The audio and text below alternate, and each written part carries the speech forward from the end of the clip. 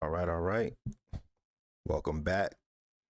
We got another episode of BILLINICO commentary, and I think it's gonna be a good one.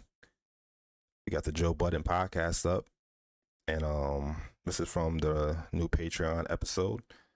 Um, I suggest you guys subscribe to his Patreon, become a patron of his his podcast, and enjoy the good content. Now, I'm going to be reviewing this podcast. I did something similar before with DJ Akademiks. He was on there, and I have some videos called Equity Startups. I forgot what else was in the title, but it was about business and the different conversations they were having and how it tied into business and equity and Joe's startup and the podcast world and stuff like that. This Patreon was pretty good because they were talking about the Drake beef at first, which was, it was a cool conversation, but very redundant. But then they stumbled into a business discussion. And I found it very interesting because the main argument or the main topic or subtopic of the business topic was how do you determine your value as a worker? Or are talent workers? Or is there a difference? So we're going to get into that. Just want to give you guys kind of a little insight into what we're going to be talking about. So stick around because I'm going to clarify some things. I'm going to give some, my input, my insight based on what I believe a worker is, what talent means, what value means, what an owner is. And, Amani, I think he needs some clarification on some things. And, that's what, hopefully we can do in this video. So, and also Akademiks said some things. Are you watching my thing? Because it seemed like he was quoting me from some videos a few back. And, it's funny because you assume that these guys in the position that they're in, that they really understand business on a certain level. And again, I think they do have a lot of knowledge and experience, but I don't think they necessarily understand business completely, or they understand every level or the nuances of things. And even the way they're communicating, Joe Budden, the certain ways he communicates information was excellent. But then there was a part that was, I think he failed as a leader in a certain part, and it's going to bite him in the butt potentially. You have to be very, very, very careful with your words. Obviously, the lucky thing, this is content, so he can kind of get away with, saying certain things as long as the content is good, right? But in terms of keeping talent and making sure that your talent understands what talent means, and if they do want to be a boss, maybe you can help cultivate that if that's seriously what's on their mind. Companies need to get more creative, more innovative if they have a talented person that is really, really valuable. And let's say they do want something that they own. Now, mentally, they have to understand what ownership means and what that entails. But before we get too far into that, I'm going to play some commercials, and then we'll get back with the commentary, and we'll play some of the video, and then we'll get to it. So hang tight.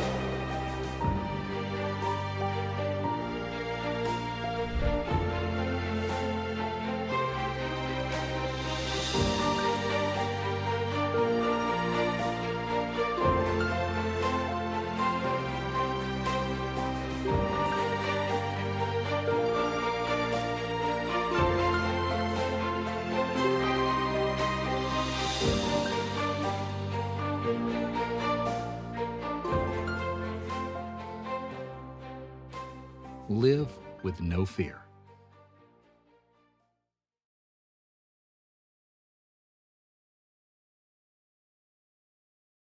All right. So we're back. Let's get right into it. Let's play the video. Hopefully I'm at the right spot. And then we'll go from there. And they stay in that situation. So No, I'm not mad at the argument. I'm not. Allah Enes. I remember, hold on, Joe remembers this day. It's more valuable than the other two jobs. Whatever is going They will on. pay him. Bro, what He I'm will- telling you as someone who feels for talent, who's been talent, who understands what it is to be talent, I just hate hearing people speak of talent like they just have to accept whatever because they don't put up the funds. Or they don't So the problem I have with that statement right there is, you're saying that you hate the way it sounds because that's kind of emotional. It's emotional from an emotional standpoint. You don't like the way something sounds. Has no effect on reality other than your mind and how you feel internally about something. Talent is talent. If you didn't put in the money, you didn't put in the money. Like, do you want people to just come in your house and take stuff out of your bank account? Why do you feel about that? Now, you can say that people really feel that way because the other person got rich. At the end of the day, it's about money. So when they see the people that got rich, which is someone that owns something most likely, because very rarely do people hit the lottery, their talent or just being a worker generates them that type of income. No, you have to be a business owner or you have to have investments that appreciate. And being a business owner that's investing in your business appreciates. So you're putting all this money in to your product or your service, and you're getting a return on your investment. And you're creating jobs. That's one thing that they're missing in this conversation. I thought Ish was going to say that. Ish has his own business, right? So Ish confidently says he will be making a certain amount of money regardless. Now, ironically, he's the other business owner on the podcast. So we have to look at it how he looks at things from the owner's perspective, a boss perspective, a boss mindset. Now, Ice was vulnerable when he opened up about how he didn't really look into investing in himself in that type of way or, thinking with a certain mentality when it comes to progressing in life. He was comfortable at a corporate job. I believe he worked for Action. If I'm, wrong about this, you could correct me. But he even admitted that he had to change the way he looked at things. So he has a certain mindset now. He understands what it means to be a boss now because he's bossed up in his life. And ironically, he bossed up by being a worker for his friend. And that shows you how loyalty, to the right people, it's priceless. All Ice had to do was be loyal, understand what it means to be a boss. And I think he also said he has his grandparents that have investments and he just didn't want to take it. He got to take that. If he's not, that's dumb. They got properties for you, income coming. What do you mean? Like, come on. But anyways, Ish is probably like, he can make a certain amount of money. Ice is making the money from the podcast, and he looks like initially he looked like he had some products and services he was trying to get off. Hopefully he's still doing that, and he definitely should do the property thing. But Melissa Ford, and let me get back. I'm talking about creating jobs, how owners and business owners create jobs for you to make money in a society where you need to make money to live. But anyways, I don't know what Melissa Ford would be doing, and maybe she would be doing something, but there's a reason she came out there, right? There's a reason she took the opportunity that was created over years from that one person, which is Joe Budden. Now you're going to say he didn't create it by himself, which he didn't. They left. They're not there anymore. He's still there. He's still working on it. He still was Joe Budden before with his rap career, love and hip hop, etc., etc. The guy, that's why I said go back to my previous video where we talked about what was Joe Budden's starting point. His life and his career is his starting point because his brand is him. He's the business, his name. Now, obviously, if he decides to have a written contract and he starts something with, you know, let's say him, Ish, and Ice, they literally start something separate where they all three of them own something like a restaurant or a club, or that's different. That's fresh. Now, obviously, Joe Budden, because of his name, if he decides, because there's different ways they can do it. They can do it in a way where they're not leveraging his name, where they could split equity because whatever value they're bringing, they're not leveraging his name. Because there might not be a reason to leverage his name in that type of scenario. So they'll have split ownership. But in the Joe Budden Podcast, which is the name, the Joe Budden Podcast. Now, I don't know if business-wise he knew that a while ago, because if he did, whoa.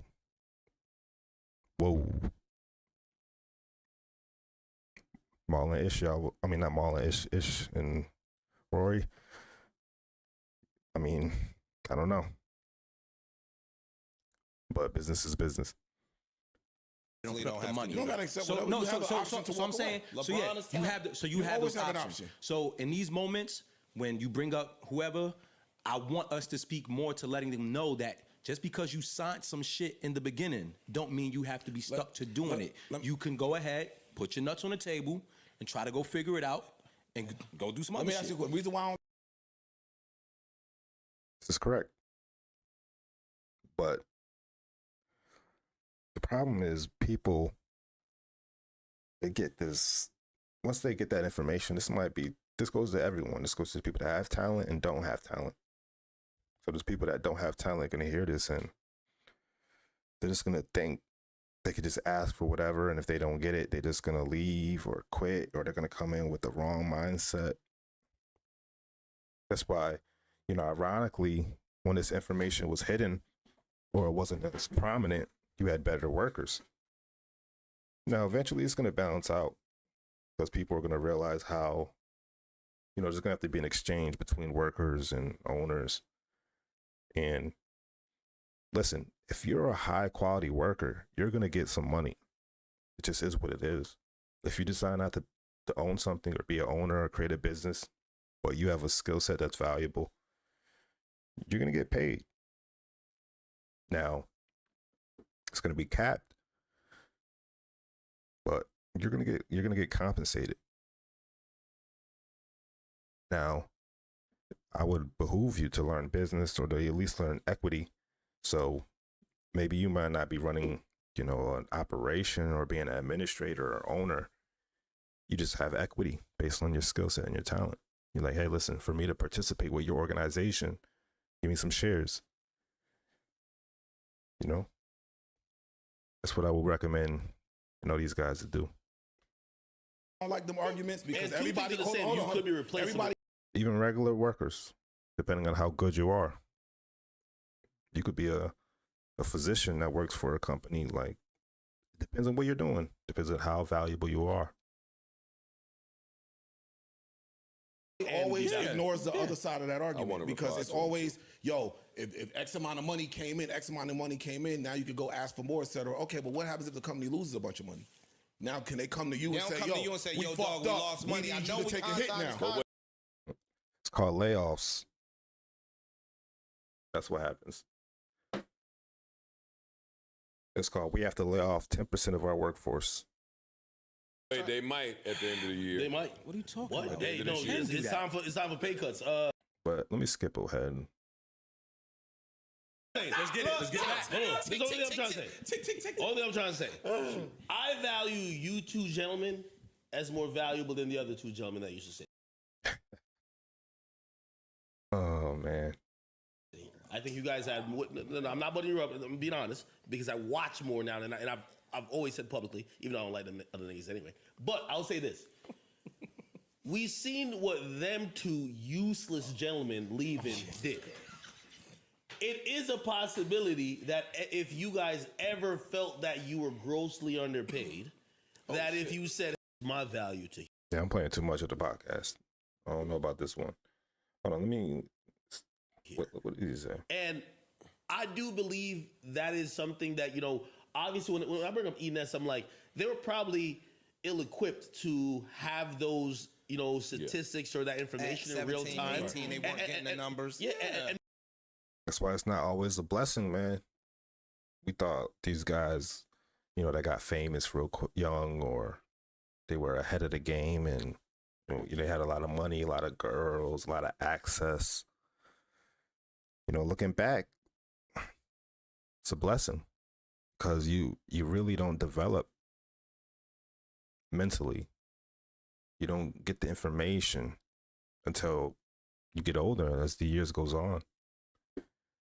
So when you look back, you're like, man, if I was famous, or if I was a young NBA player, or a young rapper, young musician, young actor, and you're so excited to get a certain opportunity, you'll sign who knows what. You're hearing about $1 million, and you go here, travel here. So, but also depending on how you look at it, you could say compensation and matches what the opportunity is. If they're giving you the world, quote unquote, I guess you got to lose something, your freedom. It's not worth it. maybe now that, like, obviously, if I'm him and I don't know if it's on, like, if he does Hulu it or today, whatever. he negotiates differently. Yeah, exactly. Absolutely. Caesar from Black Ink. That's Not saying you can't sign a deal, but those type of deals, them old type of deals they were doing, man, terrible. my whole point. You don't know what you don't know The until you moment know when it. Joe seen that shit, we could have a good, peaceful day on set. That plus a couple other things. He seen that we were going to be on TV, and I was so wide-eyed and so happy. I said, I'm going to be a TV. See, I just said it. I didn't know that was coming up. He said he was wide-eyed, and they do this. It's like the pimps do. It's all, half the stuff in life is mind. It's mind stuff. It's Jedi mind tricks. Words are spells, if you want to get deep. BILLINICO, live with no fear. Buy the clothes. And act, if you're watching the video, buy the clothes, man. We don't even gotta say nothing publicly. Just show support, show love. Everybody. But they get you what they try to sell you, son. They try to entice you. You just gotta, you can't really be impressed by anything outside of yourself or what you create or what you bring to the table. You can enjoy it. You can like it, appreciate it. But don't let someone sell you something that, that just don't let anyone sell you anything that you don't need. And what they sell you at 18 or 19, 20, 21, shoot. The youth is the target because they're a demographic that consumes a lot. So they're going to sell you a lot. And they're going to make you think you need certain things. You need to have this figured out. You need to have the fastest car, flyest clothes, travel here, chase the chicks, have everything figured out. No, what you need to make sure is your character is good. You have a good head on your shoulders, that you're setting yourself up for your future. You're working every day, studying, maybe practicing something that you're good at. And really just keeping it simple. Life is really simple. We make it complex. We're in America, this is a modern country. We got to really, really appreciate where we at and not be so enticed by, because if they're going to offer you millions, which is cool, but how bad is it in America for that average person? Now, hear me out. I know what they're going to say. Prices are high, rent's high. But I want to say this, and some people are going to be enlightened by this, and some people are going to be like, nah, what are you talking about? Whatever. But if you look at it like this, the richest person 100 years ago, quality of life, the quality of their living, as far as technology and just what was available at that time, is equivalent to the poor. Anyone that lives in a home shelter with technology, we have running heat, water. We have so many things that are a blessing that it's you really overlook these things. Yeah, prices are high, but you could go to a grocery store and you could get so many options of everything. It's perspective.